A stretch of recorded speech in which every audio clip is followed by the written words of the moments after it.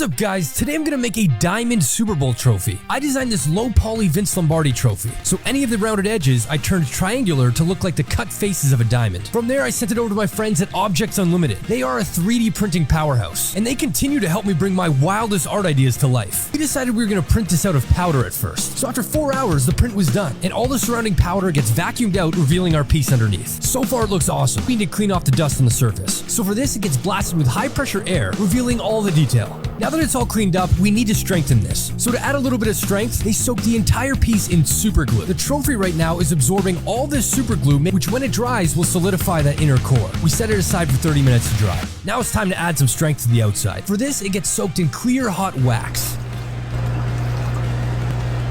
And just like that, my trophy has been made. Next up, I want to turn this as clear as possible to make it look like it's made of diamond. Comment what color you'd like to see this in, and I'll make it this week. Be sure to like and follow for more fun DIYs, and I'll catch you in the next one.